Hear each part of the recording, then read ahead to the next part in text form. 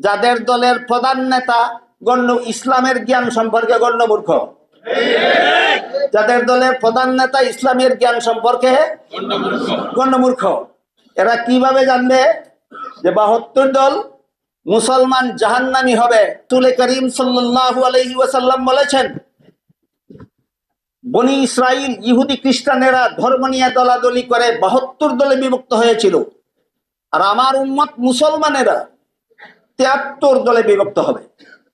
তোর মধ্যে রাসূল বলেন 72 দল মুসলমান হবে জাহান্নামী। 72 দল মুসলমান কারা? যারা ইমানের সহায়তা বিশ্বাস করে তারা। 72 দল মুসলমান কারা? যারা ইমানের সহায়তা বিশ্বাস করে না তারা, না যারা বিশ্বাস করে তারা? তারা 72 তারা হবে জাহান্নামী। কেন?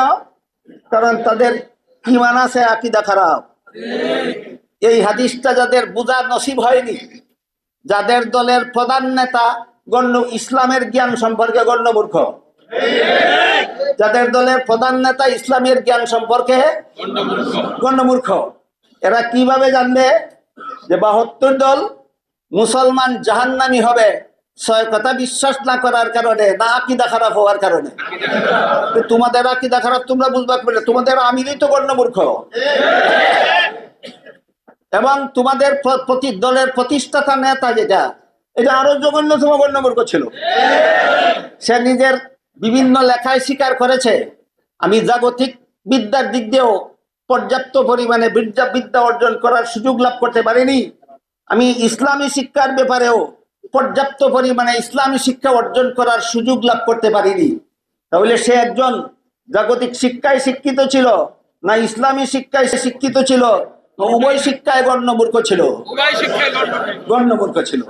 এই গণ্যমূর্খের প্রতিষ্ঠিত দল, এই গণ্যমূর্খের লিখিত মন গড়া তফসির, কোরআনের অপব্যাখ্যা তফহিমুল কোরআন, এই তফহিমুল কোরআনের শুরু থেকে শেষ পর্যন্ত আগাগোড়া সবটুকু মন গড়া, আগাগোড়া সবটুকু মন গড়া।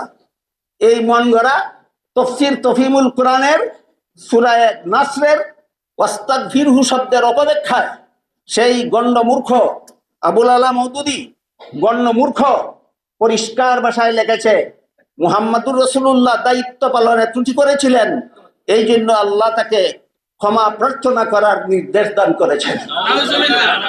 এখানে আল্লাহ রাসূল করিম সাল্লাল্লাহু আলাইহি ওয়াসাল্লামকে কোন কারণে ক্ষমা প্রার্থনা করার নির্দেশ দিয়েছেন, এই প্রশ্নের বিস্তারিত জবাব আল্লামা ইমাম ফখরুদ্দিন রাজি রহমতুল্লাহি আলাইহির লিখিত বিশ্ববিখ্যাত তফসির গ্রন্থ তফসিরে কবিরে উল্লেখ আছে।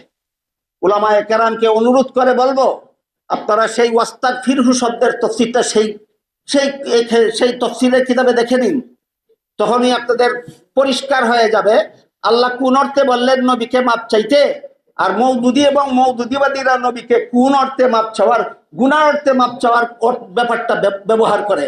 এই জঘন্যতম মন গড়া তফসির, এই তফসির সম্পর্কে এই হাদিস শরীফে রাসূল করিম সাল্লাল্লাহু আলাইহি ওয়াসাল্লাম বলেছেন, যে ব্যক্তি কোরআনের মন গড়া তফসির করবে সে জাহান্নামী হওয়ার জন্য আর কোনো পাপ লাগবে না, কোরআনের মন গড়া তফসির করাটাই সে জাহান্নামী হওয়ার জন্য যথেষ্ট হবে।